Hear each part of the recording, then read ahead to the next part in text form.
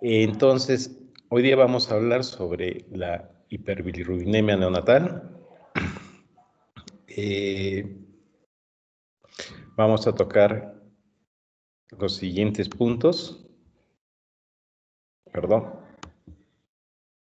El metabolismo de la bilirrubina, causas de la hiperbilirrubinemia, toxicidad de esta bilirrubina, la encefalopatía bilirrubínica, cómo debemos evaluar un niño con ictericia, qué exámenes de laboratorio deberíamos pedirle, los más importantes, y cuál sería el tratamiento de este niño que está cursando con ictericia. Empezamos con metabolismo de la bilirrubina. La bilirrubina se va a producir por degradación de los glóbulos rojos, ¿ya? En estos glóbulos rojos tenemos la protoporfirina M que se va a degradar y eso nos va a llevar a la producción de biliverdina y esta biliverdina finalmente va a ser reducida a bilirrubina. El recién nacido tiene más chance de cursar con ictericia, con hiperbilirrubinemia, porque tiene una mayor cantidad de glóbulos rojos, ¿no? Y además, sus glóbulos rojos tienen un tiempo de vida media menor de lo que habitualmente ocurre en un niño o un joven o un adulto, ¿no? La vida media de glóbulos rojos de un recién nacido es 90 días y la de un niño seguramente es de 120 días. Obviamente, entonces, si tiene más glóbulos rojos y estos glóbulos rojos viven menos, al degradarse estos glóbulos rojos tenemos más chance de producir mayor cantidad de bilirrubina.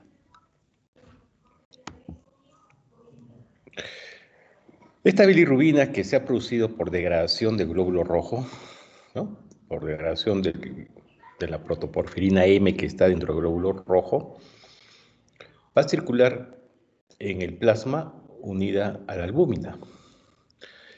Y yo voy a tener mayor cantidad de bilirrubina no conjugada libre, o sea, no unida a la albúmina. Quizás saco un paréntesis para que nos vayamos ubicando, ¿no? De repente algunos no manejan estos términos. La bilirrubina no conjugada también se le conoce como bilirrubina indirecta. Y la bilirrubina conjugada se le conoce como bilirrubina directa, ¿ya? Son sinónimos. Bueno, entonces, esta bilirrubina la obtenemos por degradación de glóbulo rojo, va a circular en el plasma, es la que llamamos bilirrubina no conjugada o bilirrubina indirecta, circula en el plasma pero unida a la albúmina, se va a unir a esta proteína.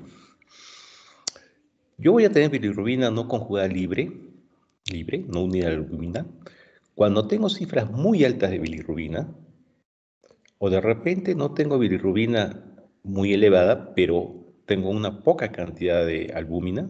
O sea, este niño está cursando con hipoalbuminemia, es un niño desnutrido. O de repente no tengo niveles muy altos de bilirrubina, tengo cantidades adecuadas de albúmina, pero hay factores que van a desplazar o debilitan la unión de la bilirrubina con la albúmina, que como vamos a ver más adelante, habitualmente en el recién nacido estos factores son un problema infeccioso, sepsis y hipoxia, asfixia.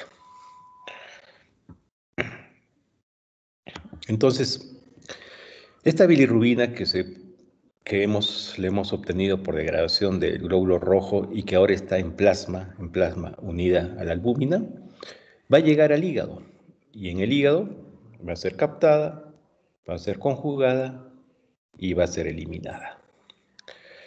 Esta bilirrubina llega al hígado y va a ser conjugada con ácido glucurónico por acción de la glucuroniltransferasa y entonces ya se va a convertir en una bilirrubina conjugada, ¿no? La bilirrubina que estaba unida a la albúmina era una bilirrubina no conjugada. Llega al hígado, se le conjuga y esta bilirrubina conjugada o bilirrubina directa, recuerden que es soluble en agua y al ser soluble en agua no difunde a través de las membranas celulares. La bilirrubina no conjugada, la bilirrubina indirecta, es insoluble en agua y esa sí va a pasar a través de las membranas celulares.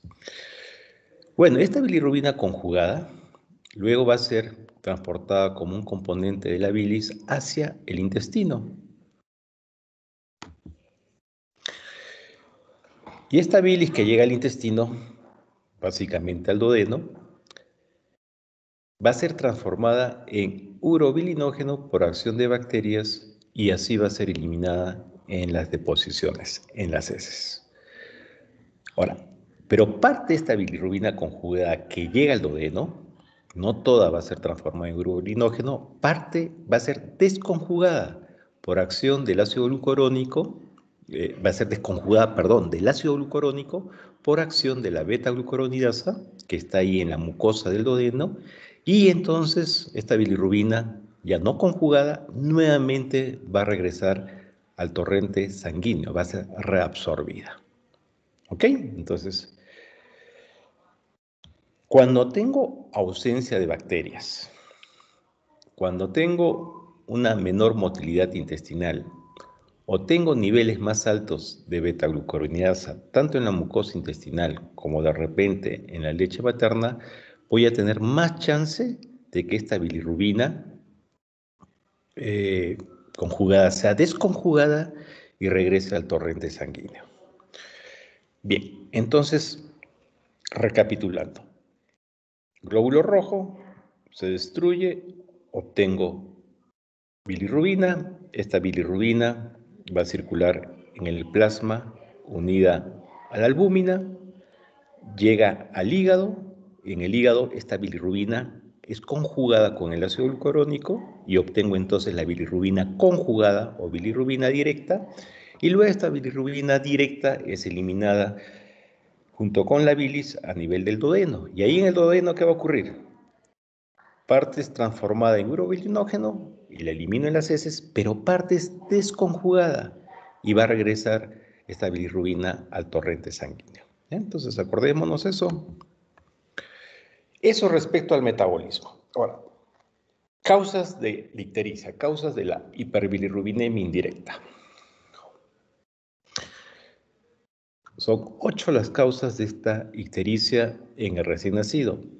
Puede ser una ictericia fisiológica,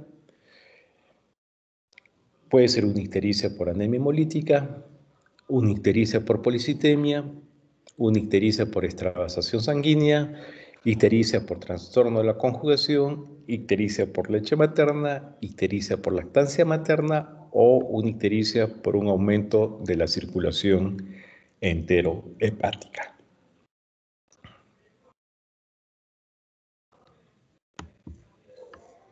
De todas estas causas, la más común es la ictericia fisiológica. Y como su nombre dice, fisiológica, o sea, no me va a generar ningún tipo de daño. ¿Cuándo hablamos de una ictericia fisiológica? Cuando, o mejor, acá lo que he puesto, cuando descartamos la posibilidad de una ictericia fisiológica.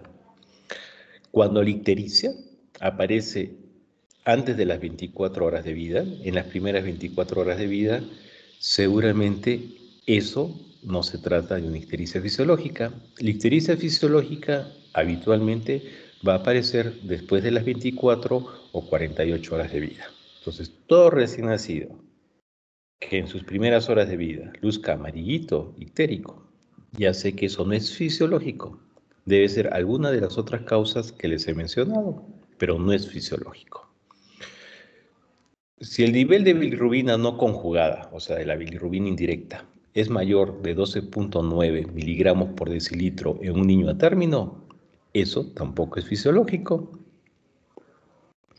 Si el nivel de bilirrubina no conjugada es mayor de 15 miligramos por decilitro en un recién nacido prematuro, eso tampoco es fisiológico. Si el incremento de la bilirrubina es mayor de 5 miligramos decilitro día, tampoco eso es fisiológico. Hoy día tengo un niño con una bilirrubina, si le dosé en sangre, de 10 miligramos por decilitro y al día siguiente le vuelvo a hacer su control de bilirrubina indirecta y esta me sale en 16, eso no es fisiológico. Ese incremento es mayor de 5 miligramos por decilitro día y por consiguiente no es fisiológico. Si el nivel de bilirrubina conjugada es mayor a 2 miligramos por decilitro, tampoco eso es fisiológico. Y si clínicamente tenemos una ictericia que persiste más de una semana en un niño a término o más de 2 semanas en un recién nacido prematuro, eso no es fisiológico. ¿Ok? En la práctica, ¿qué es lo que más nos interesa? Lo que más le va a servir para decidir si estoy ante un recién nacido con ictericia fisiológica, que es la causa más común, o estoy ante un recién nacido con ictericia que no es fisiológica, que es patológica. Recuerden el parámetro de aparición del color amarillo, ictericia, en las primeras 24 horas de vida. Tengo un recién nacido de 6, 8, 10, 12, 16, 18 horas de vida y ya luce ictérico. Definitivamente eso no es fisiológico y tengo que estudiar la causa de esa ictericia. ¿Ok? ¿Qué otras causas? La más común es la ictericia fisiológica, ¿no? Yo diría de 10 recién nacidos que ven amarillo, seguramente 8 es por ictericia fisiológica y los otros 2 es por una ictericia no fisiológica. ¿Y qué otras causas podrían ser? Bueno, en nuestro medio por lo menos, una de las más comunes es la anemia hemolítica. La anemia hemolítica puede ser por defectos congénitos eritrocitarios o por defectos adquiridos. Defectos congénitos eritrocitarios. Ahí tenemos la esferocitosis hereditaria, la pignocitosis infantil, la talasemia, deficiencia de piruvato quinasa, deficiencia de glucosa 6-fosfato deshidrogenasa. Estos son problemas congénitos y sobre todo se van a ver en la raza negra y en la raza aria, o sea, los blancos. Nosotros que somos los peruanitos de raza mestiza, no solemos presentar, no solemos tener estos defectos congénitos, ¿no? Yo le soy sincero, ¿no? Yo ya voy a tener 8 años de ejercicio profesional de mi especialidad y somos hospital de referencia, ¿no? Ahí nos llegan los casos, trabajo en hospital de referencia, nos llegan los casos complicados y en esos 18 años solamente he visto un caso de deficiencia de glucosa 6-fosfato deshidrogenasa que era un niño que no era peruano, sino era un niño francés, que su madre había llegado acá, estaba casi de 7 meses de embarazo, se adelantó el parto, nació prematuro y el niño tenía este problema, ¿ya? Entonces, pero raza mestiza no se ve. ¿Qué es lo que vamos a ver acá en nuestro medio? Anemias hemolíticas por defectos adquiridos. ¿Qué defectos adquiridos? Incompatibilidad de grupo, se presenta cuando la madre es grupo O y el recién nacido es grupo A o B. Y también cuando hay una incompatibilidad RH, la madre es RH negativo y el recién nacido es RH positivo. Entonces, en nuestro medio sí, es frecuente, la más frecuente, la ictericia fisiológica, y dentro de las no fisiológicas, las más frecuentes son una ictericia por incompatibilidad de grupo y por incompatibilidad RH, ¿no? Obviamente, una ictericia por incompatibilidad RH, como van a leer en sus textos, es más severa que una ictericia por incompatibilidad de grupo. La hemólisis en incompatibilidad RH es mucho mayor que la hemólisis en una incompatibilidad de grupo. Y obviamente al haber más destrucción de glóbulos rojos, más producción de bilirrubina. ¿Qué otra causa tenemos como origen de esta hiperbilirrubinemia indirecta? La policitemia, ¿no? Policitemia es un incremento del volumen sanguíneo, una mayor masa de eritrocitos, de glóbulos rojos. Y obviamente si tengo más glóbulos rojos, a la larga estos glóbulos rojos se tienen que destruir y tú vas a tener más chance de mayor producción de bilirrubina, más chance de un recién nacido con ictericia. ¿Y en qué casos se produce este incremento de volumen sanguíneo, esta policitemia? Cuando hay una transfusión placentaria, cuando hay una transfusión intergemelar, tratándose de un embarazo gemelar, cuando hay un retraso de la ligadura del cordón umbilical, cuando tengo una insuficiencia placentaria, eso se suele ver en niños posmaduros, en la enfermedad hipertensiva del embarazo, en pequeños para edad gestacional, y cuando tengo trastornos endocrinos tipo diabetes materna, hiperplasia suprarrenal, tirotoxicosis neonatal, sí, pues es verdad, también tengo mayor chance de policitemia. Entonces, dentro de todas estas causas, en nuestro medio, ¿cuál es lo más común? Retraso de la ligadura del cordón umbilical. Hace unos años nací el bebé y de inmediato se clampaba el cordón, ¿no? Pero se vio que retrasando algo la ligadura del cordón umbilical, obviamente va a pasar más sangre de la placenta hacia el bebé, hacia ese recién nacido, y a la larga voy a tener menos chance de anemia. Y entonces se empezó a retrasar la ligadura de este cordón umbilical, pero se llegaba a veces a retrasar tanto como 5, 4, 3 minutos, y si bien obviamente tenía después menos chance de anemia, pero me iba al otro extremo. Esos niños tenían más chance de policitemia y por consiguiente de hiperbilirrubinemia de ictericia. En la actualidad, la Organización Mundial de la Salud, sí, nos dice no hay que pinzar el cordón de inmediato. Para prevenir la anemia hay que retrasar el pinzamiento de este cordón, pero ¿cuánto tiempo? 60 segundos, un minuto, ¿no? Y eso es lo que, por lo menos en mi servicio, ahora lo hacemos, ¿no? Nace el niño y el obstetra va a pinzar ese cordón a los 60 segundos. Si lo pinza en un tiempo posterior, seguramente voy a tener más chance de policitemia y secundariamente de hiperbilirrubinemia. Pues dentro medio, todavía, por ahí en algunos sitios, por la alta incidencia de anemia que hay en el Perú, retrasan esta ligadura del cordón más allá del minuto y como consecuencia de ello tenemos la policitemia. ¿Qué otra causa de hiperbilirrubinemia indirecta? ¿Qué otra causa de ictericia tenemos en el recién nacido? La extravasación sanguínea, ¿no?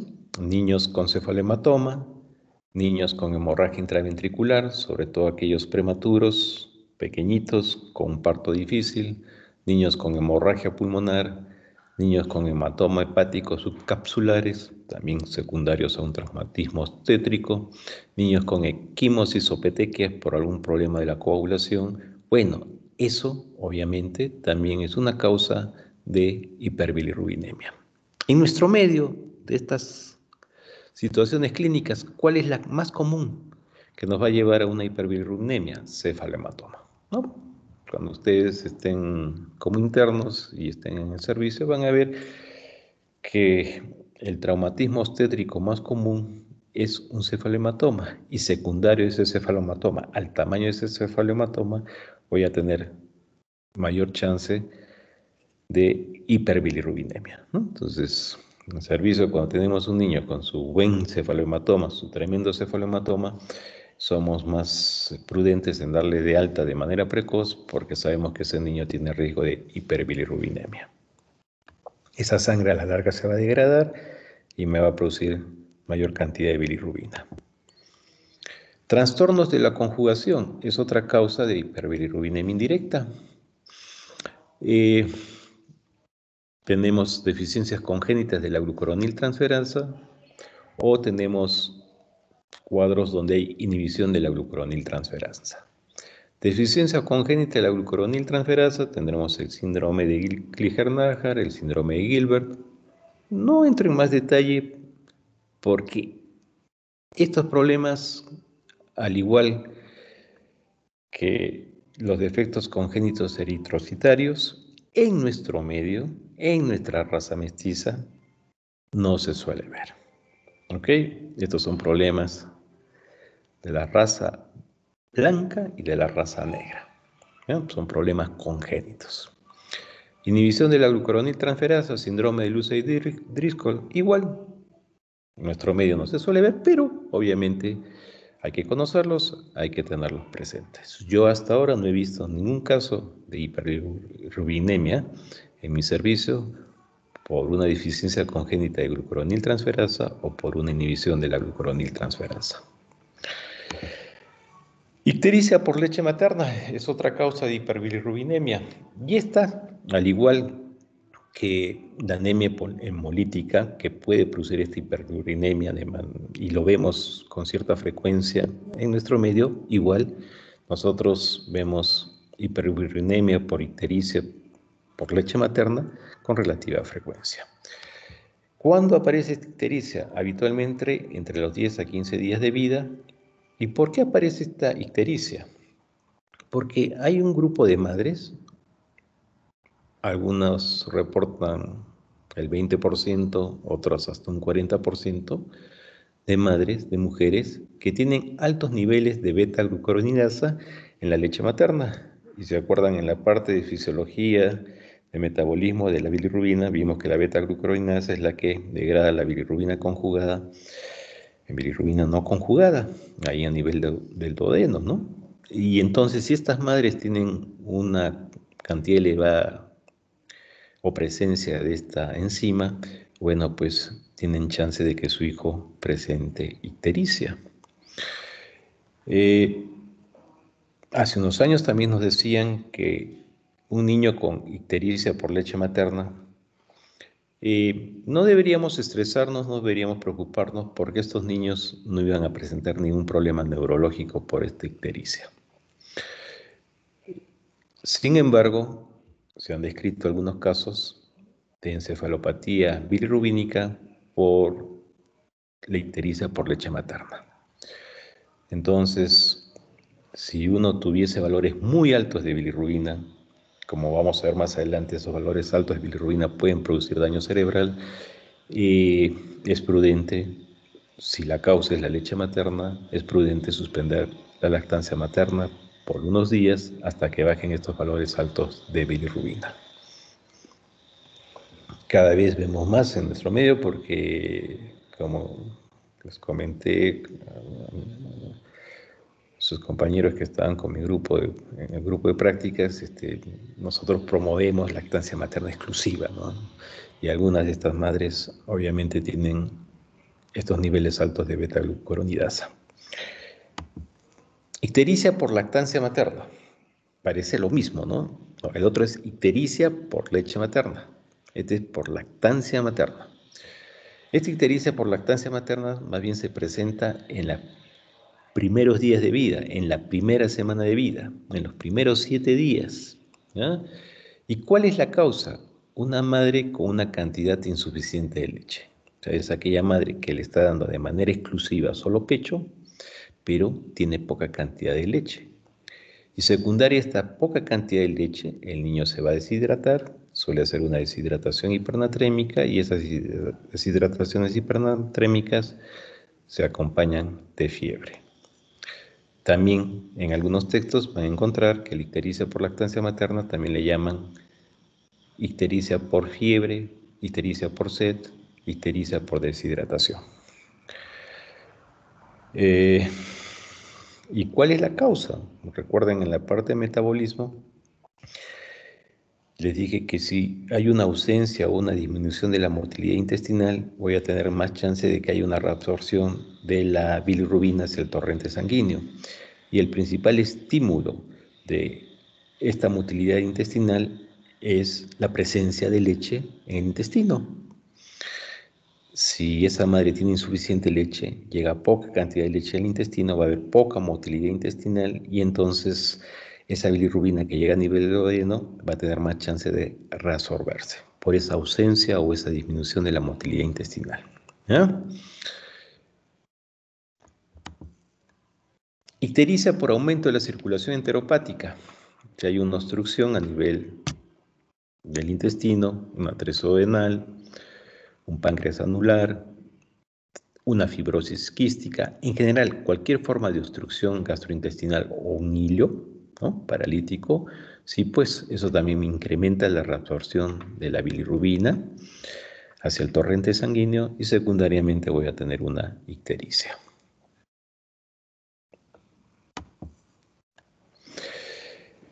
Y bueno, ¿y por qué revisamos este tema de la hiperbilirrubinemia indirecta o de la ictericia en el recién nacido?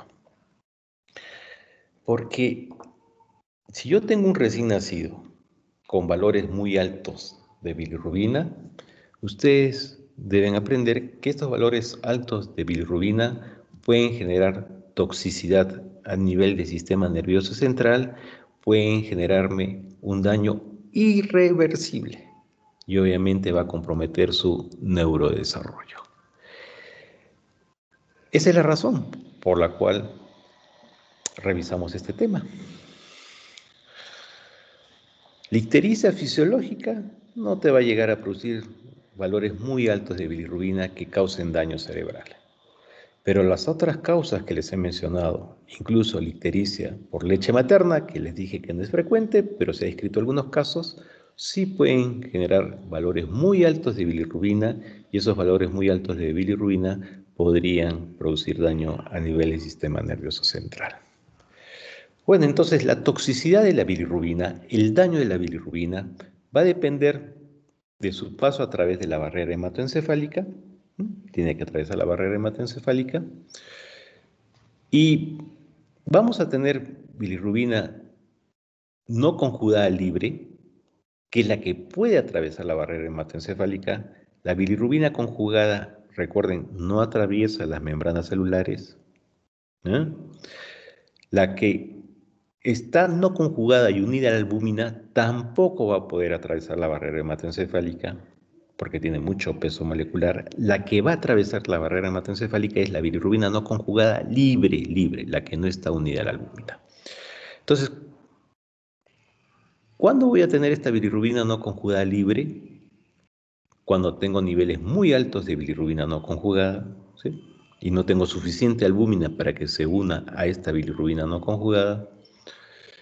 Cuando de pronto tengo no tan altos los valores de bilirrubina no conjugada, pero estoy ante una hipoalbuminemia, es un recién nacido con retardo de crecimiento, es un recién nacido desnutrido, seguramente sus valores de albúmina están bajos. O cuando hay presencia de factores que alteran la unión de la bilirrubina a la albúmina, que como se los comenté hace un momento, eso ocurre básicamente cuando estoy ante un recién nacido séptico y ante un recién nacido con asfixia.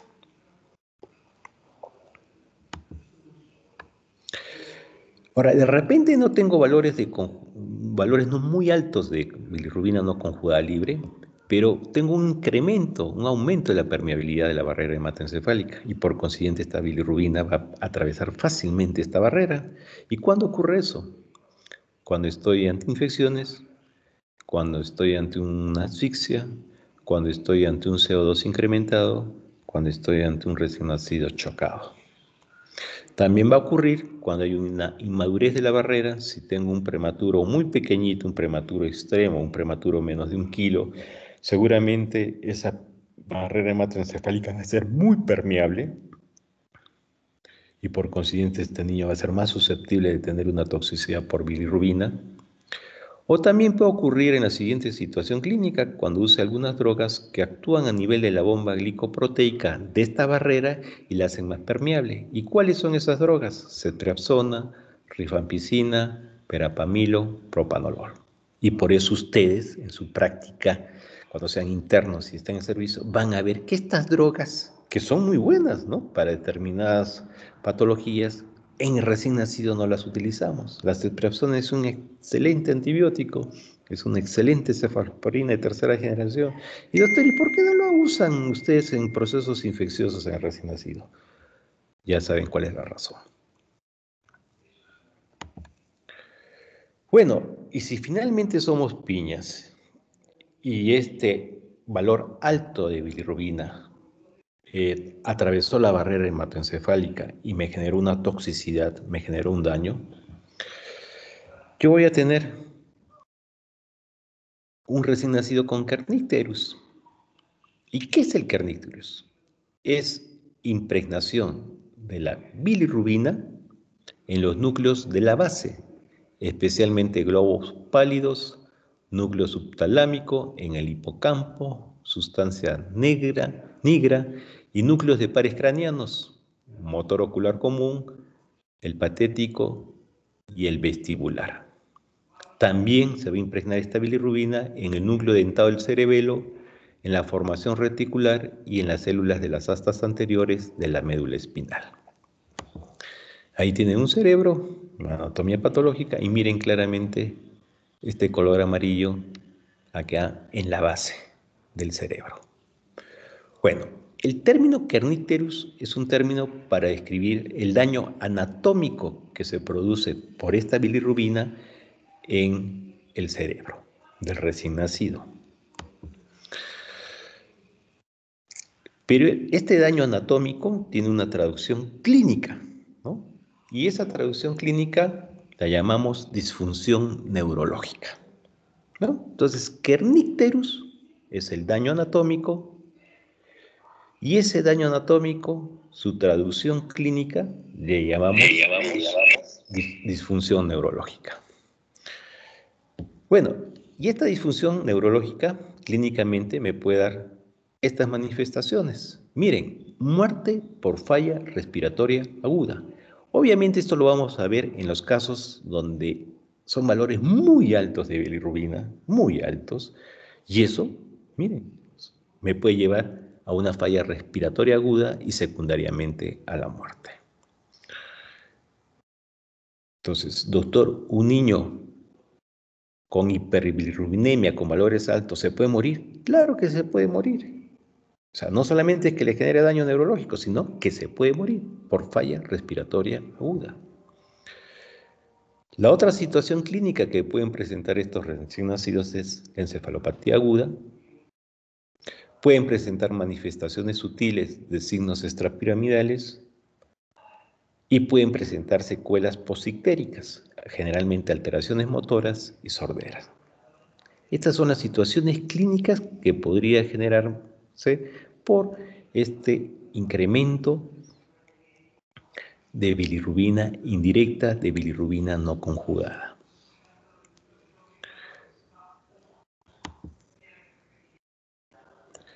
Esa disfunción neurológica, llamada también encefalopatía bilirrubínica, es lo más común que vamos a ver en un niño con incremento de bilirrubina. Y esta encefalopatía bilirrubínica me va a generar una serie de síntomas agudos y también unos síntomas crónicos. ¿Qué síntomas agudos me puede generar? Esto fue descrito ya hace muchos años por este doctor Van Praag y él describió en esta etapa aguda 3 fases, la fase 1, 2 y 3. Y en la fase 1, que son en las primeras horas, neurológicamente, ¿qué voy a encontrar en este niño con valores altos de bilirrubina? Letargia, hipotonía, succión pobre, un llanto agudo. Eso puede durar horas, 24, 48 horas, y de pronto el niño va a pasar a una fase 2, donde voy a encontrar hipertonía, opistótonos, fiebre y convulsiones. ¿Ok? El niño puede estar con estos signos y síntomas de pronto 2, 3, 4, 5, 6, 7 días y de ahí el niño va a pasar a una fase 3, donde todos estos síntomas aparentemente han desaparecido y el niño aparentemente luce bien, aparentemente se normaliza.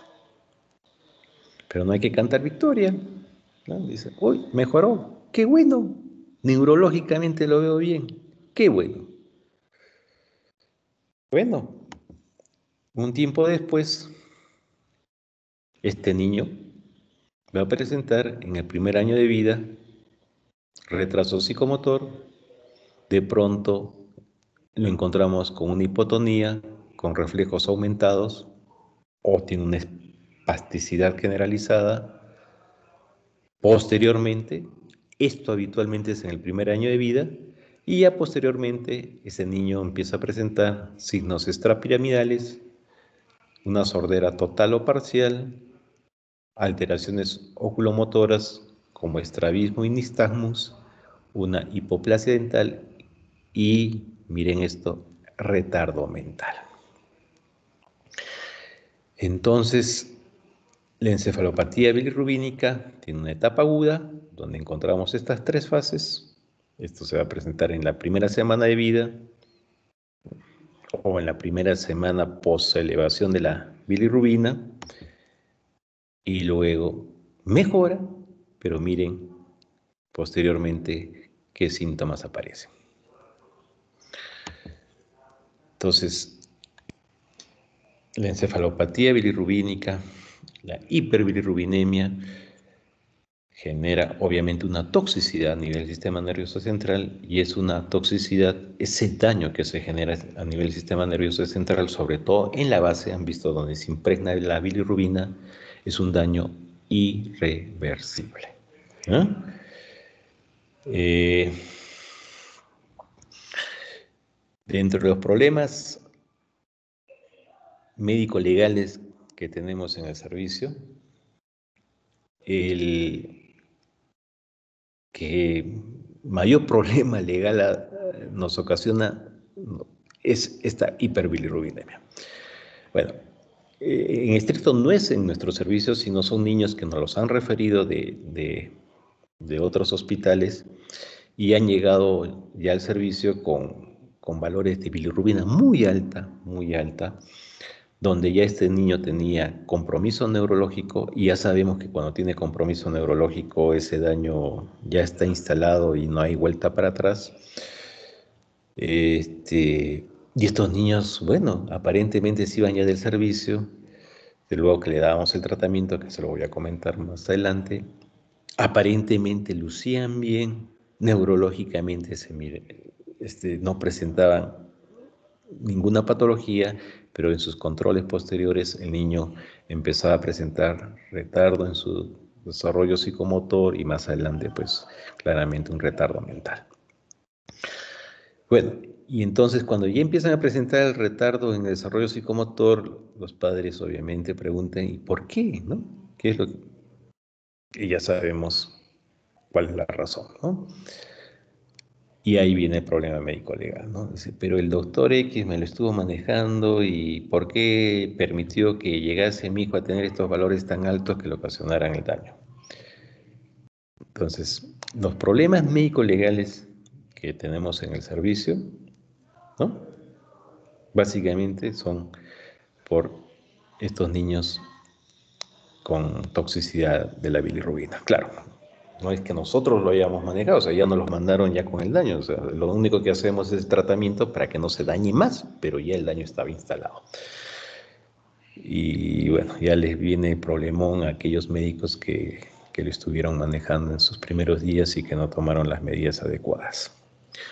Entonces, para evitarnos estos problemas médico-legales, muchachones, tenemos que evaluar bien a este recién nacido con ictericia, ¿no? ¿Y cómo lo vamos a evaluar? Como todo en medicina, una buena historia familiar, ¿no? Entonces, bueno, si yo tengo ascendencia negra, ascendencia aria, hay que tenerlo presente, ¿no? Yo podría por ahí tener algunos de esos problemas congénitos que me podrían generar una hemólisis, aquellos problemas congénitos que me podrían generar una hiperbilirrubinemia, o sea que hay que tenerlos presentes, siempre preguntar. Y en el examen físico, si yo encuentro a un recién nacido ya ictérico, o sea que luce amarillito, ustedes deben recordar que seguramente su nivel célico de bilirrubina ya debe ser de 5, no menos de 5 a 7 miligramos por decilitro, ¿no? Y en sus textos van a encontrar una serie de diagramas donde más o menos les dicen, no es algo exacto, pero nos ayuda, que cuando la ictericia está a nivel de la carita, seguramente su valor de bilirrubina va a estar alrededor de 5 o 6 miligramos por decilitro. Cuando la ictericia ya está alrededor del tronco, seguramente ya estás alrededor de 10 miligramos por decilitro. Cuando la ictericia ya está hasta abdomen, porque la progresión de la ictericia es cefalocaudal, ¿no? De la cabecita hacia los miembros. Está alrededor de abdomen, ya debes tener alrededor de 15 miligramos por decilitros. Cuando ya está en miembros inferiores, muslos, piernas, ya está alrededor de 18 miligramos por decilitro. Y cuando tú ya encuentras una ictericia a nivel de palmas y plantas, seguramente ese valor de bilirrubina debe estar por encima de 20 miligramos por decilitro. Bien, si bien esto no es exacto, pero sí nos ayuda. En todo caso, lo que yo quiero que recuerden es que un recién nacido con ictericia fisiológica, ustedes van a ver que tiene esta ictericia a nivel de carita, tronco y abdomen. Pero ya cuando llega a muslos, definitivamente ese niño seguramente no va a estar presentando ya esta ictericia fisiológica. Debe haber alguna otra causa que está ocasionando esta hiperbilirrubinemia, ¿no? Entonces, cuando sean internos, si ustedes los dejen solo en la emergencia, topiqueando, y viene la madre por emergencia y lo trae porque luce amarillito, el niño muy bien, clínicamente muy bien, pero lo trae porque simplemente luce amarillito y tú de tu examen físico, tú ves que esa bilirrubina, perdón, esa ictericia ya está más allá del abdomen, ya llegando a muslos, oye, no lo mandes a su casa, así luzca muy bien, así esté lactando muy bien, porque esa ictericia que ya llega a nivel de muslos definitivamente ya no es una ictericia fisiológica. No vaya a ser que lo mandes a su casa y después regrese ya impregnado ese bebé. O sea, hay que tener cuidado. Y entonces la ictericia fisiológica no va a dar ictericia más allá del abdomen. Cara, cuello, tronco y abdomen. Generalmente es cara, cuello, tronquito. Podría ser hasta abdomen, pero más allá del abdomen, eso ya no es fisiológico, con toda seguridad. Ahora, si ese recién nacido tiene áreas hemorrágicas, eso orienta hacia una extravasación. O sea, si ese niño está ictérico y tengo estas áreas hemorrágicas, seguramente la causa sea esa, ¿no? Un problema de extravasación. Si ese recién nacido que me lo traen por emergencia y en el examen físico está amarillito y además le encuentro un hígado y un vaso grande, eso, recuerden, nos va a orientar hacia hemólisis, sobre todo a una hemólisis por incompatibilidad de factor, RH. De grupo se podría presentar, pero es menos frecuente. Pero en general, hepatosplenomegalia, eso nos orienta hacia hemólisis. Si luce además de amarillito, bien coloradito, rojito, seguramente este niño está cursando además con policitemia y esa policitemia seguramente es la causa de la ictericia. Si es un recién nacido que está ictérico, amarillito, y yo encuentro algún compromiso neurológico, hipotónico, hipertónico, no succiona bien, caray, medio somnoliento, en estupor, bueno, eso definitivamente nos va a orientar hacia una encefalopatía. Y ya saben, si el niño está encefalopático es porque ya esta bilirrubina impregnó el sistema nervioso central y de hecho que ya hay daño. O sea, la idea es no llegar a esto, ¿no? La madre lo debería traer antes de que el niño tenga signos neurológicos. Bueno, luego de hacer mi evaluación, obviamente tengo que pedir algunos análisis básicos. Lógicamente, tengo que pedir bilirrubina total y directa, ¿no? Ahí me va a salir el valor de bilirrubina total, el valor de bilirrubina directa y el valor de bilirrubina indirecta. Voy a pedir un hemograma completo con recuento de reticulocitos. Recuerden, los reticulocitos están incrementados cuando hay un problema habitualmente de hemólisis. El hemograma me sirve para descartar un problema de infección. Tengo que pedir grupo sanguíneo y RH tanto de la madre como del recién nacido. O sea, no solo del recién nacido, también debo pedir de la madre para hacer mi diagnóstico de incompatibilidad de grupo o una incompatibilidad RH. Debo pedir una prueba de CUMS directo. Esto me sirve para también hablar de hemólisis. Debería tener un nivel sérico de albúmina, ¿no?, para estar prevenido. Si tengo una albúmina baja, me voy a estresar, ¿no? Si la tiene normal, bueno, qué bueno. Pero si la tuviese bajita, yo sé que ya tengo más chance de tener bilirrubina no conjugada libre. Debería ser un extendido de sangre periférica. ¿Y para qué me sirve este extendido de sangre periférica? Me sirve para descartar estos problemas congénitos, ¿no? Estos problemas congénitos de... Perdón un ratito. Con esta nueva disposición que se había dado, ¿no? Por lo de su enfermedad de Crohn.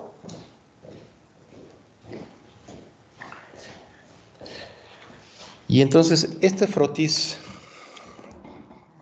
sanguíneo me sirve para descartar estos problemas congénitos, ¿no? Esferocitosis,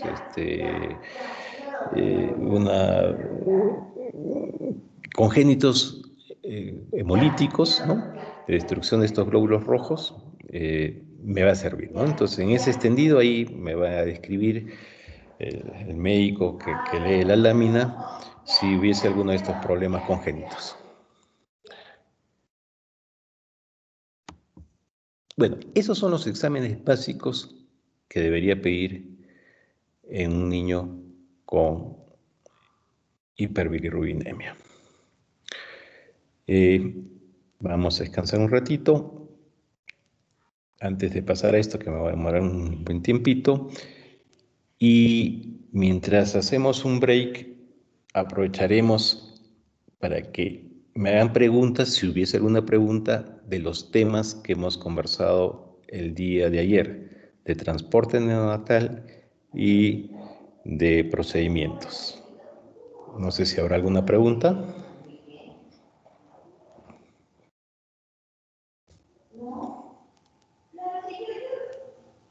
No hay ninguna pregunta.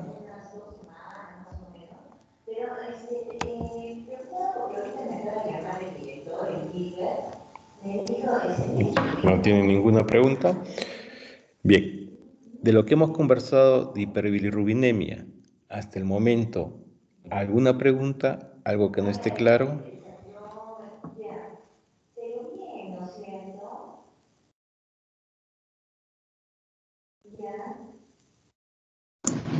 Doctor, sí, una pregunta. Respecto, bueno, usted mencionaba más o menos que cuando los niveles de bilirrubina están en 5, más o menos está en la cara, y luego en tórax, más o menos niveles 7, y lo podríamos considerar fisiológico. En ese caso, ¿ya podríamos pedir exámenes de bilirrubina o no sería tan necesario por considerarse fisiológico?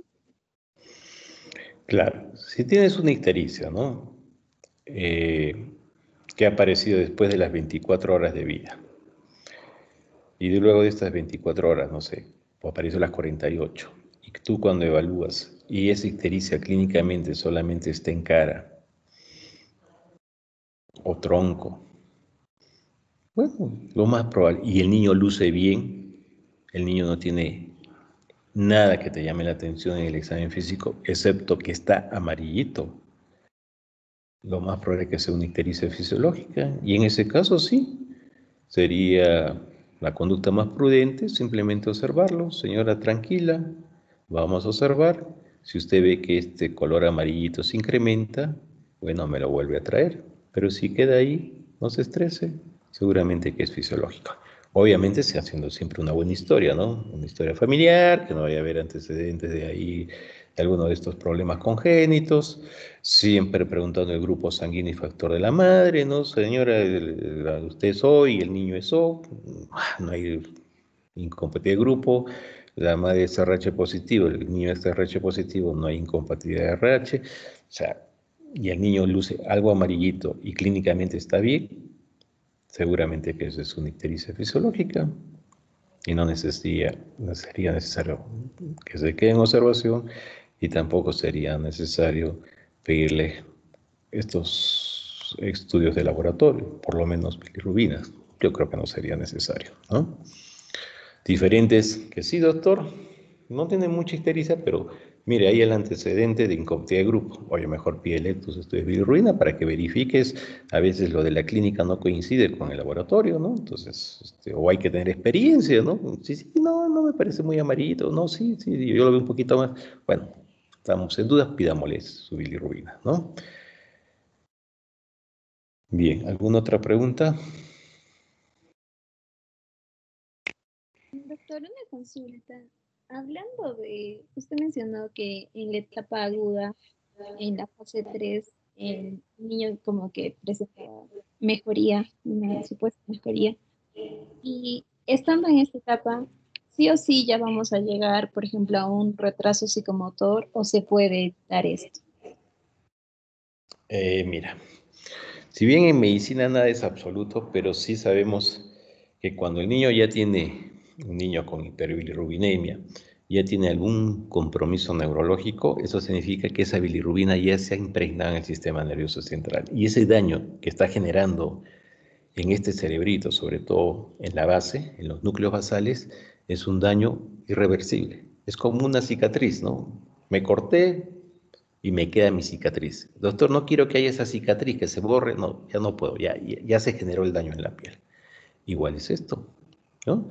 Entonces, obviamente, dependiendo de varios factores, unos tendrán mayor impregnación, otros tendrán menor impregnación, pero si tengo un niño amarillito, histérico y con compromiso neurológico, yo sé que ese niño tiene, obviamente, riesgo, tiene una alta probabilidad de que se le manifieste más adelante alguno de esos daños que les he mencionado, ¿no?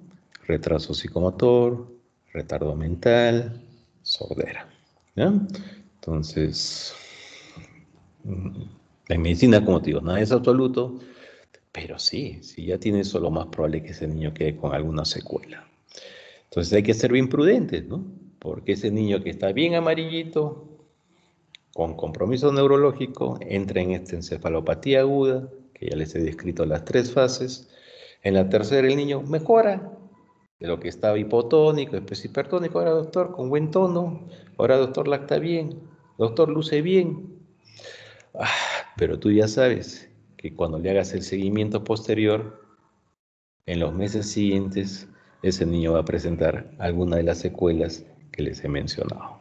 O sea, el daño que sabemos es irreversible, ¿no? Se genera el daño y ese daño no se revierte. Ese daño que se genera a nivel de los núcleos basales no se revierte, es como una cicatriz. Entonces, alguna vez sí se han descrito algunos casos, pero son los menos, ¿no? Que sí, neurológicamente este niño tuvo compromiso y después cuando se hizo el seguimiento, bueno, no presentó nada, ¿no? Aparentemente, ¿no?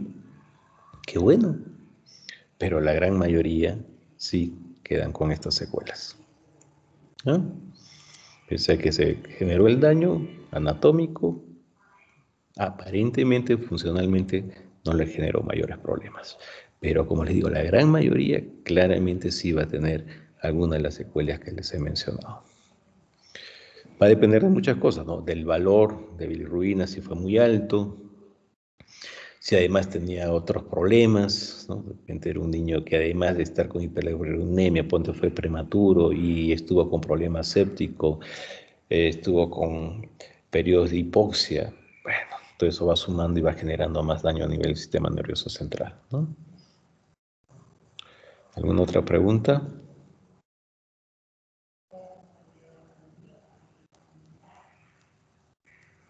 Bien. Entonces, vamos a continuar con el tratamiento. Entonces, la idea del tratamiento es iniciar este tratamiento antes de que el niño tenga compromiso neurológico. O sea, iniciarlo cuando el niño solamente está amarillito, patito, recontra amarillito si quieres, pero sin compromiso neurológico. Si ya está con compromiso neurológico, bueno, este tratamiento lo que va a hacer es evitar más daño, ¿no? Que más bilirrubina impregne el cerebro y me genere más daño. Si no le doy tratamiento, obviamente, pues se va a impregnar mucho más ese cerebro y ese cerebrito va a quedar más dañado. ¿Y cuál es el tratamiento que tenemos para un niño con hiperbilirrubinemia? Fototerapia y exsanguinotransfusión. Fototerapia.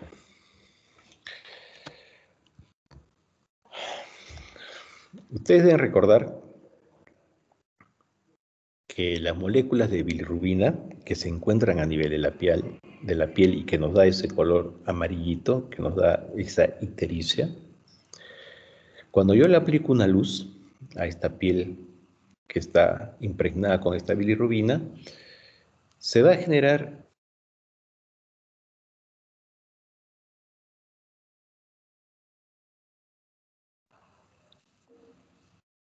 se nos fue la señal un ratito. Estas moléculas de bilirrubina absorben la luz y va a ocurrir una fotooxidación y una fotoisomerización de esta bilirrubina y voy a obtener, se va a degradar esta molécula de bilirrubina que está en la piel por acción de esta fotooxidación, por acción de esta fotoisomerización y voy a obtener un producto no tóxico. Voy a obtener lumirrubina. Y este producto de degradación de la bilirrubina por acción de esta luz se va a eliminar por la vía biliar y urinaria. ¿Ya? Entonces, la fototerapia es lo que va a ocasionar es producción de esta bilirrubina que está impregnada en la piel, la va a convertir en este producto lumirrubina que no impregna el sistema nervioso central, que se va a eliminar por la vía biliar y urinaria. Ese es el mecanismo de acción de la fototerapia, de la luz. Ahora, la efectividad de esta fototerapia va a depender del tipo de luz que utilicemos. Tenemos varios tipos de luz. Va a depender de la intensidad de esta luz. Va a depender de la distancia entre la fuente de luz y el niño. Y va a depender de la superficie corporal expuesta. Tipo de luz.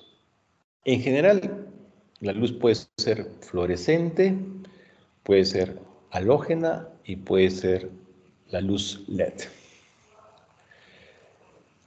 Antes solo teníamos la luz fluorescente, después apareció esta luz halógena y ahora en estos últimos años tenemos la luz LED. La luz halógena es mejor que la luz fluorescente y la luz LED es mejor que la halógena y fluorescente. La luz LED, ¿qué beneficio tiene a diferencia de la fluorescente y de la halógena? Que no te genera calor. ¿Ah?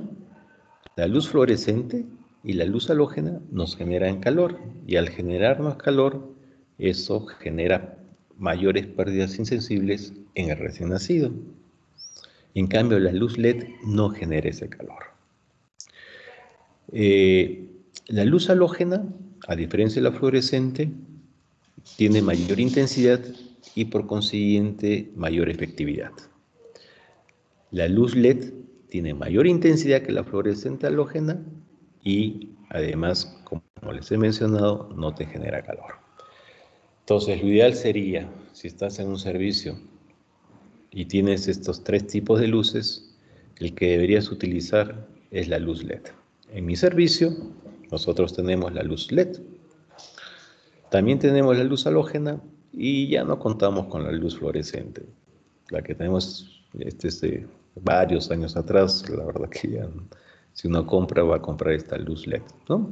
Aquí en la diapositiva, en este extremo, están viendo una luz halógena, una luz LED que no genera calor. Y las luces, tanto fluorescentes, halógena y LED, pueden ser blancas o azules. Ustedes deben aprender que la luz azul es mucho más efectiva para degradar la bilirrubina que la luz blanca. Entonces, lo ideal es que tú te compres una luz LED y azul. Luz LED y azul. Y acá, en este extremo, están viendo una luz LED y azul.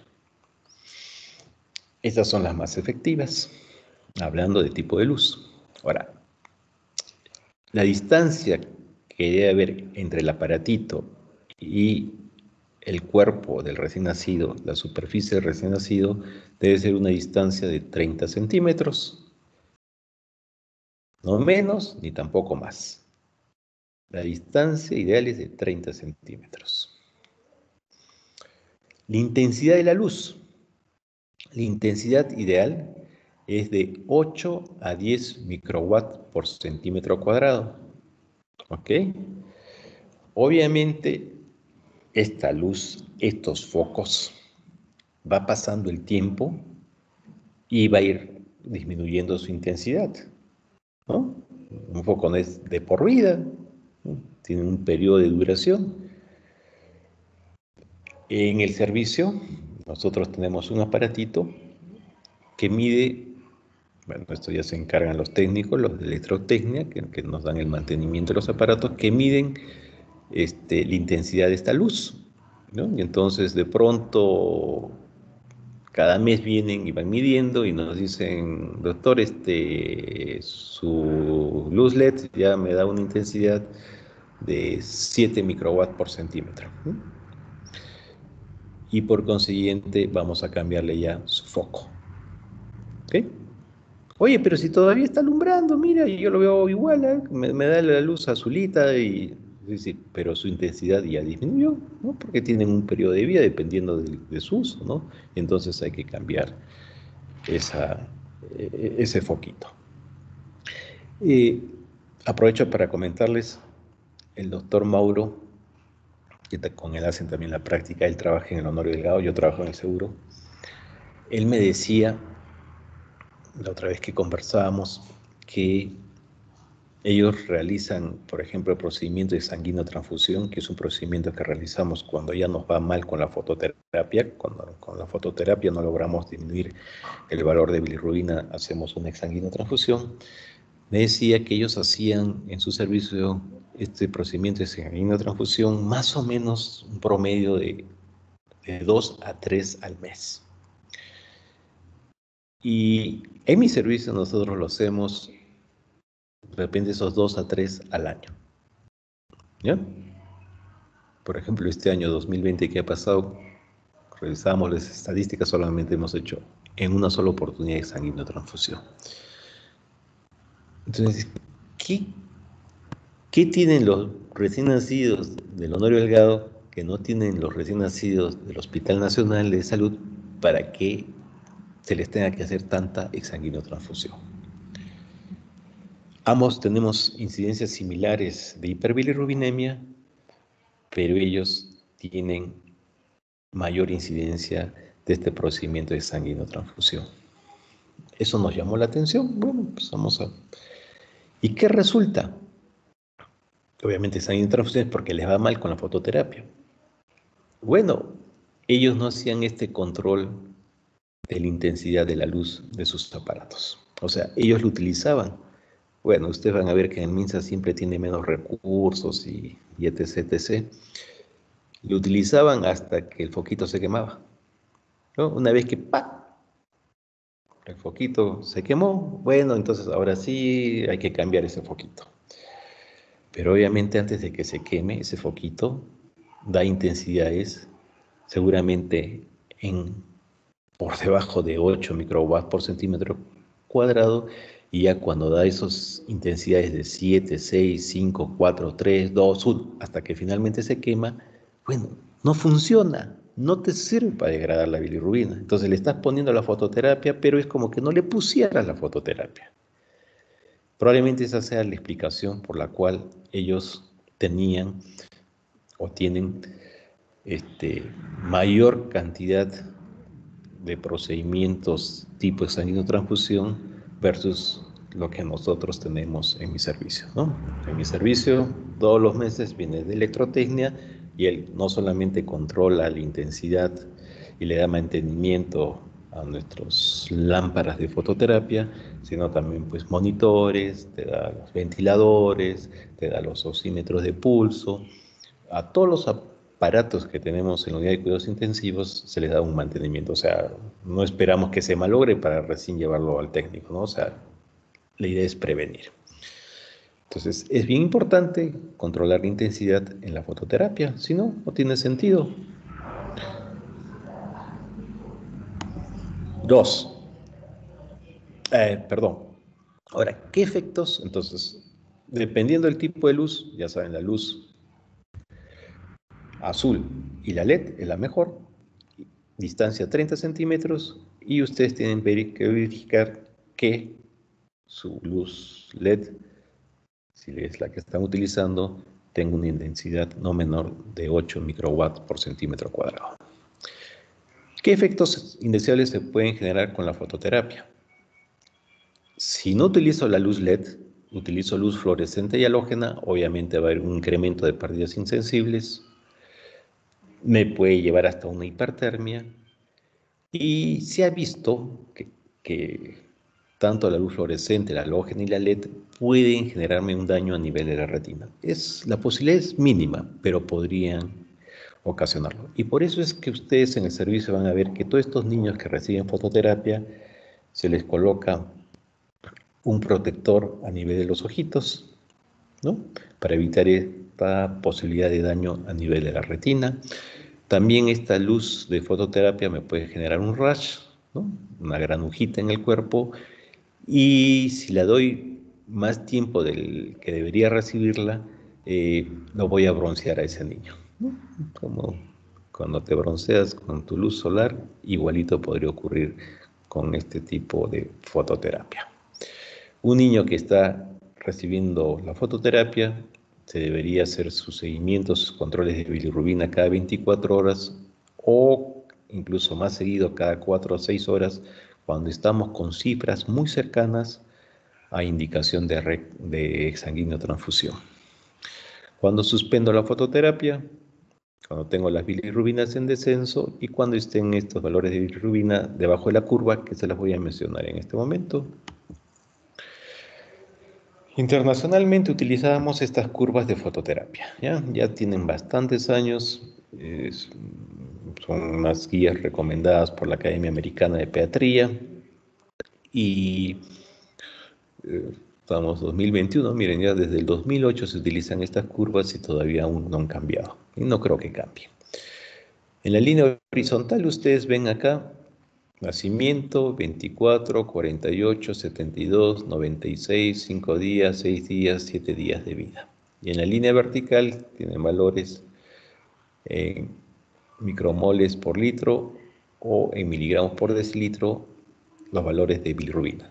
0, 5, 10, 15, 20. Tenemos tres curvas, una línea continua, una línea entrecortada y una línea punteada. La continua viene a ser una línea para niños sin riesgo,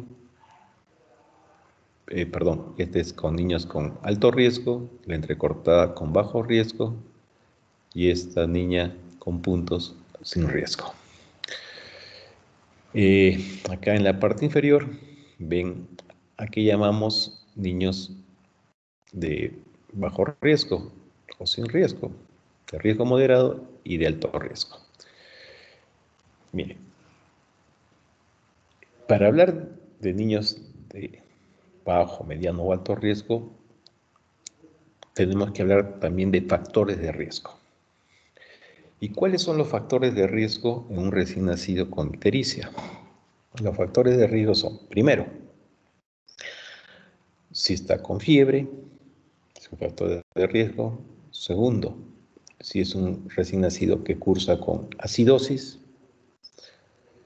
Tercero, si es un recién nacido que cursa con deficiencia de la glucosa 6-fosfato deshidrogenasa. Cuarto, si es un recién nacido que cursa con hemólisis, ya sea por incompatibilidad de grupo o por incompatibilidad de RH. 5, es un recién nacido que está cursando con hipoxia, o sea, una presión arterial de oxígeno bajo. Y 6, también incluyen, es un recién nacido que presenta convulsión. Bien, recuerden esos factores de riesgo. De acuerdo a la edad gestacional y a estos factores de riesgo, nosotros los dividimos en grupos de niños de bajo, mediano o alto riesgo. Entonces, hablamos de niño, acá no me tengo que agrandar, de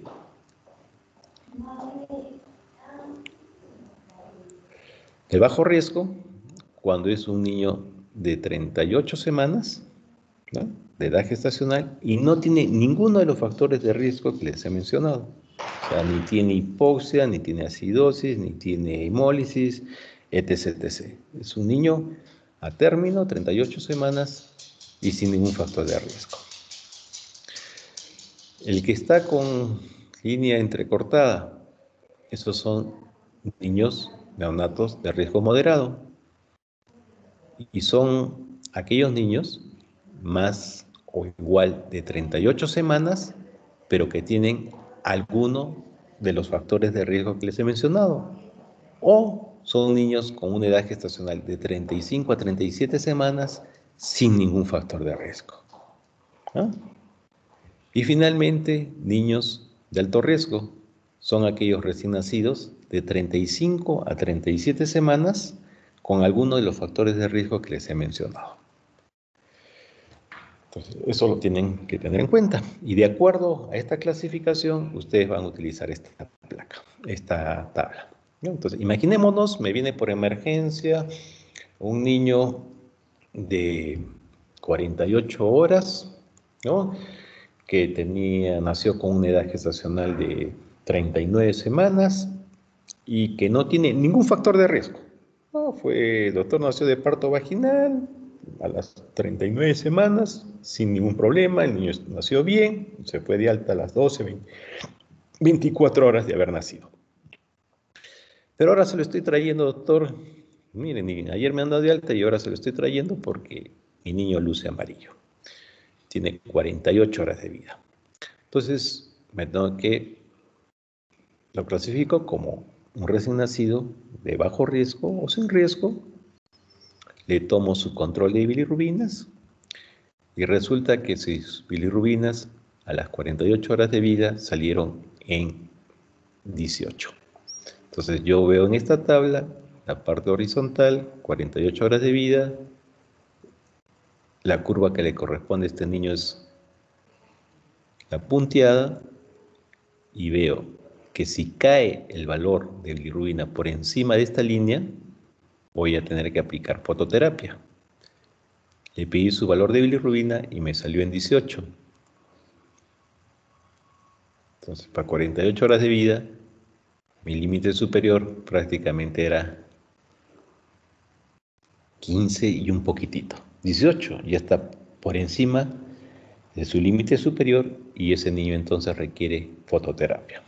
Diferente hubiese sido que este niño de 48 horas de vida, a término y sin ningún factor de riesgo, le pido su control de bilirrubinas y me sale, doctor, en 12. Muy bien, entonces su límite es 15. Si está en 12, le diré a esa señora, no tiene por qué preocuparse, la mando a su casa y simplemente observación.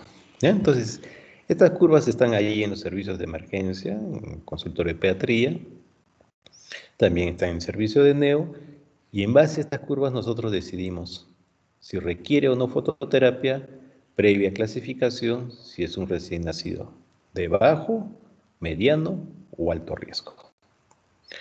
Diferente sería, me viene un recién nacido de 72 horas de vida, donde la madre es grupo O y el recién nacido es grupo A, y entonces yo cómo lo voy a clasificar, y la madre me dice que tiene 39 semanas.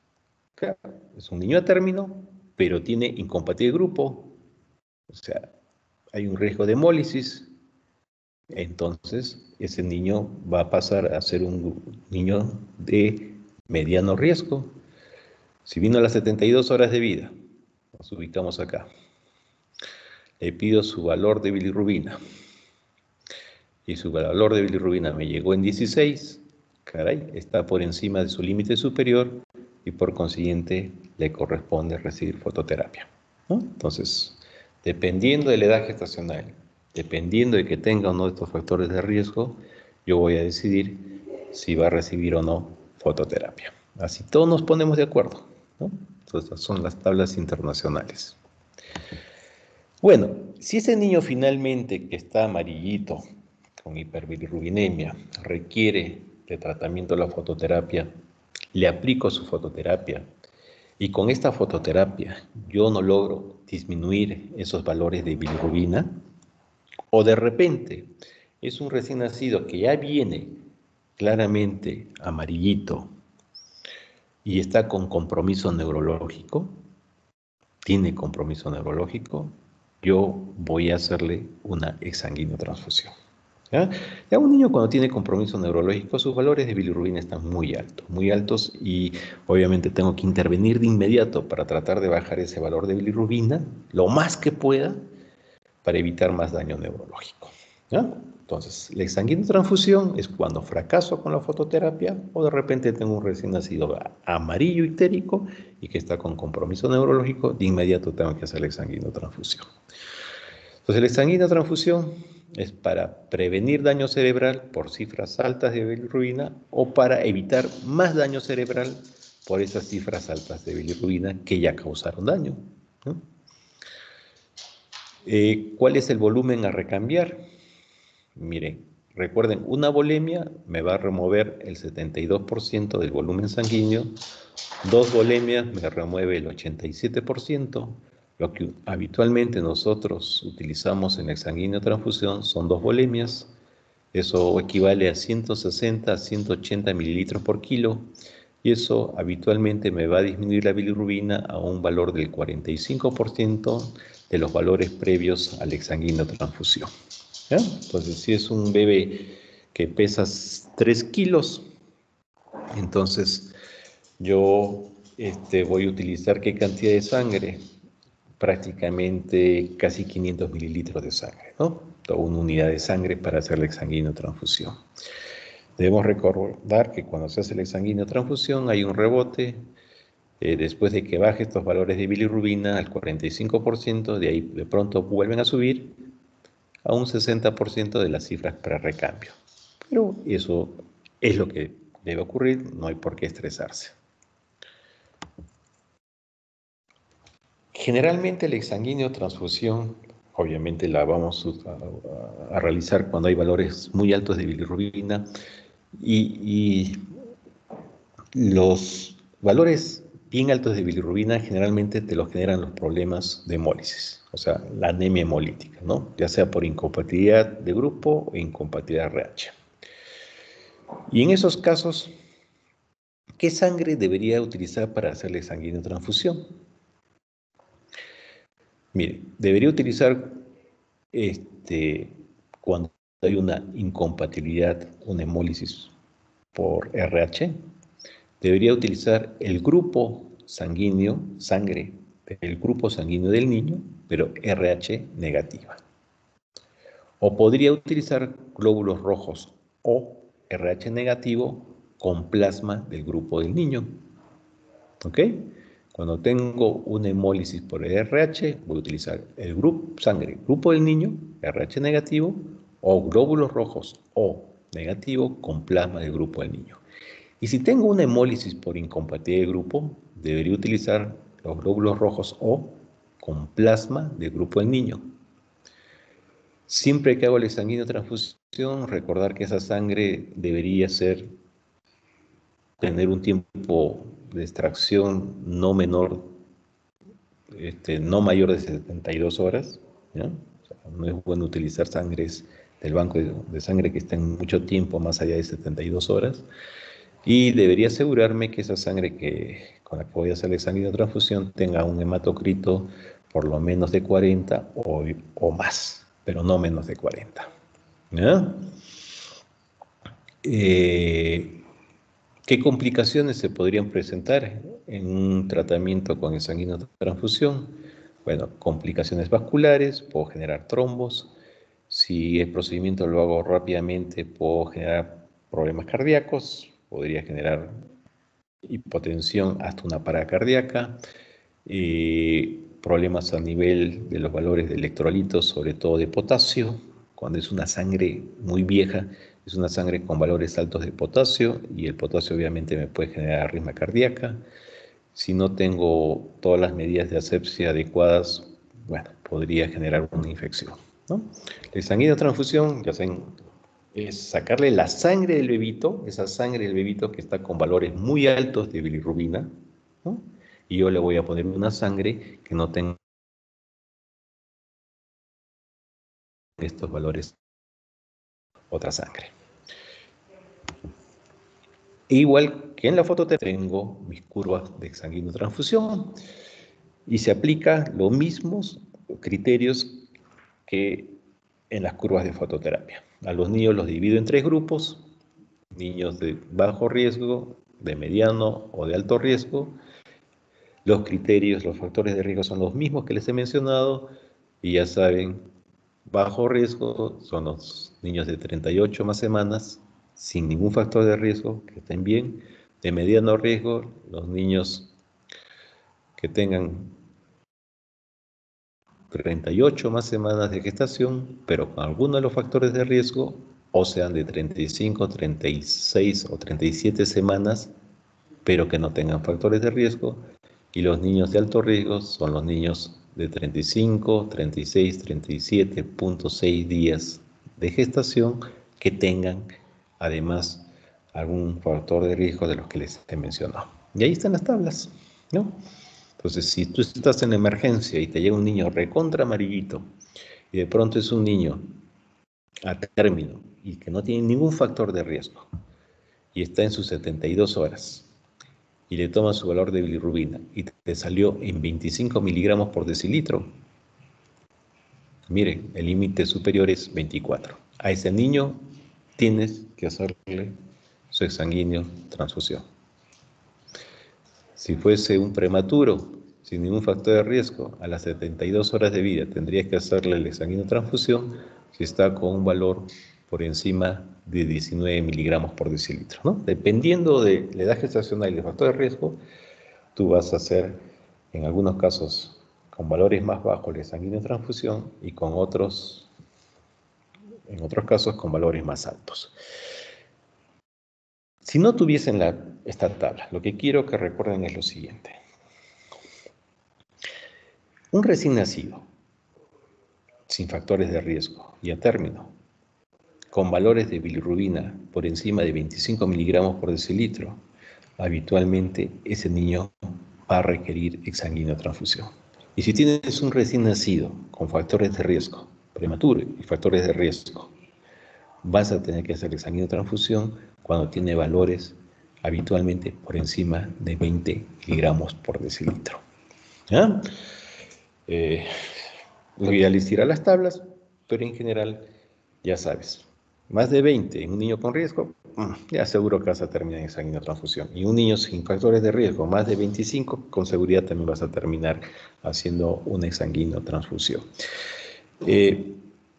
Las guías americanas que nos han proporcionado estas tablas nos dicen también respecto a la exsanguinotransfusión, si tu niño te llega con valores altos, obviamente vas a las tablas de fototerapia, requiere su fototerapia, y si vas a las curvas de sanguíneo, de repente te indica que requiere sanguíneo, siempre primero empieza con fototerapia.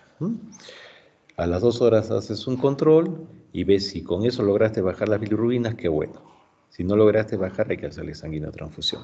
De frente vas a hacer sanguinotransfusión. Si tiene compromiso neurológico, como les he dicho, amarillo y ya con compromiso neurológico, seguro que le hace su control de bilirrubina y está altísimo. O sea, tienes que hacerle ya de frente.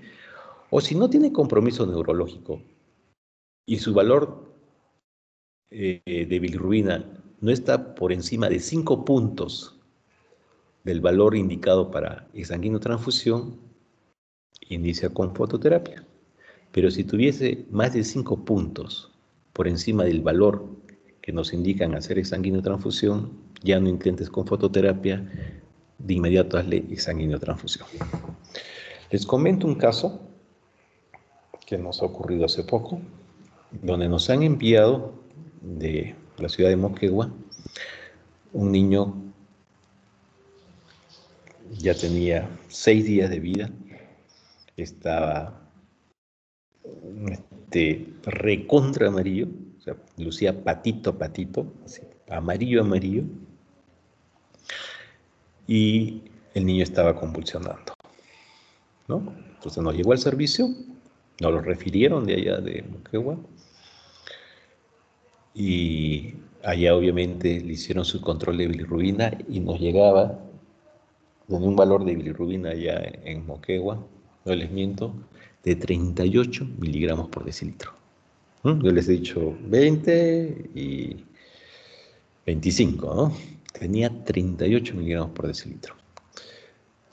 Le hicimos su control de bilirrubina y nos salió en 45 miligramos por decilitro. O sea, desde que le habían tomado en Moquegua en 38 hasta que llega a nuestra ciudad, que son en traslado un poco más de, qué sé yo, de 5 o 6 horas en la ambulancia, ya se había incrementado a 45 miligramos por decilitro.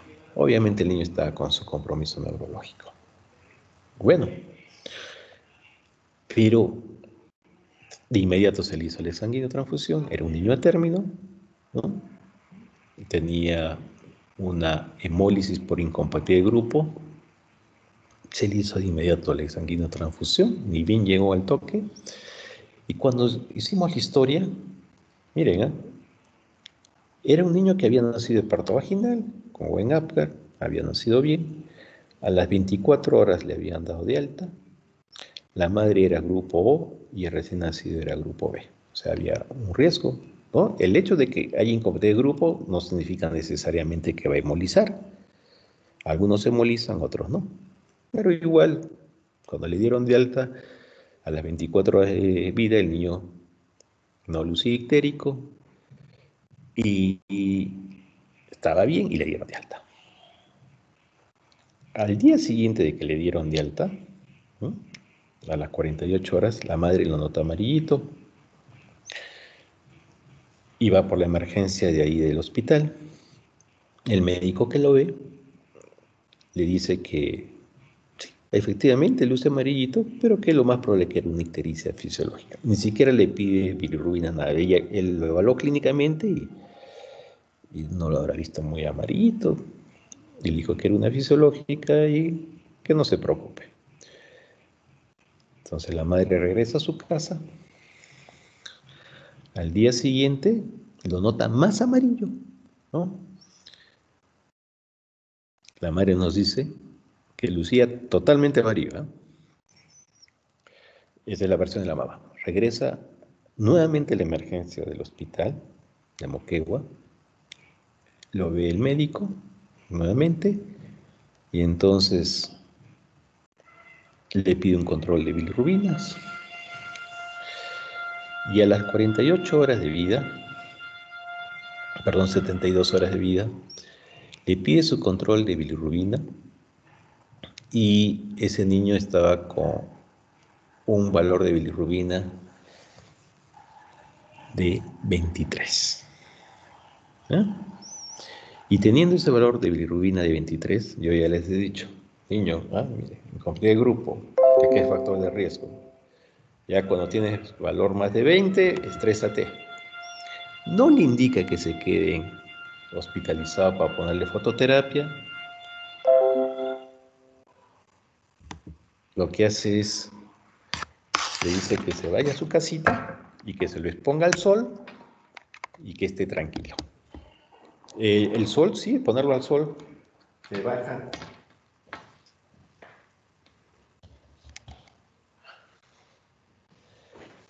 Ya se me estaba acabando la batería, se baja, te baja la bilirrubina, pero no como, no tiene la efectividad del tratamiento de una fototerapia. Entonces, bueno, la mamá le hace caso, le dijo que le haga sus baños de sol. Al día siguiente la madre nota que su niño no quería lactar, ¿no? No le quería lactar. Bueno, pero como le habían dicho que tranquila, ya le habían sacado sus bilirrubinas, no decidió regresar a la emergencia, eso dice que fue en la mañana, y en la tarde, además de que no lactaba bien, de pronto la madre nota movimientos raros y ahí lo lleva nuevamente al servicio de emergencia. Le hacen su control de bilirrubina y tenía 38 miligramos por decilitro. El médico se estresa y de inmediato nos los transfiere. Sabemos que esto va a generar problema médico legal, ¿no? Ya saben, el niño, ya le hemos hecho su sanguíneo transfusión, ya está estable, relativamente se le ve bien, pero con seguridad este niño va a quedar con las secuelas que les he mencionado. Tremendo problemón que va a ser para los médicos que lo vieron en una primera y en una segunda oportunidad, ¿no? Entonces, yo quiero que se queden con este concepto. La ictericia realmente es algo de preocupación, porque me puede generar daño neurológico. Gracias a Dios, la mayor parte de los niños hacen una ictericia fisiológica, eso no va a generar ningún problema. Pero nosotros consideramos una ictericia fisiológica cuando aparece la ictericia después de las 24 horas. Si aparece antes, eso no es fisiológico, hay que estudiarlo. Y la ictericia fisiológica clínicamente te va a abarcar carita, cuello, tronco y podría ser hasta abdomen.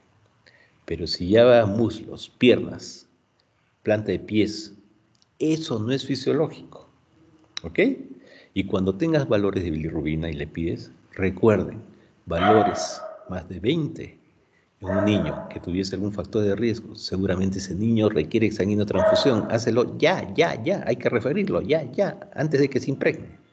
Y en un niño sin factores de riesgo, valores por encima de 25, ya, hay que referirlo. Ese niño seguramente va a requerir sanguíneo transfusión. Entonces no se olviden de esto, por favor, porque el daño que, como ven ustedes, es irreversible y además van a tener problemas médico-legales si no actuaron adecuadamente. ¿Alguna pregunta sobre tratamiento? Creo que vamos a terminar justo. Algo que no esté claro de lo que hemos conversado de tratamiento.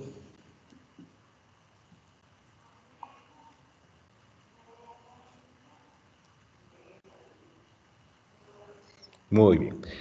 Entonces, ya hemos terminado y me parece que nuestra siguiente clase es el día lunes con trastornos metabólicos.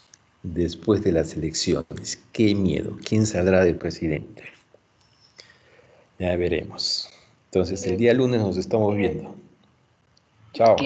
Gracias. Sí, doctor. Muchas Chao. gracias. Hasta luego. Gracias, doctor. Gracias, Hasta doctor. luego. Hasta luego. Hasta luego, doctor. Gracias.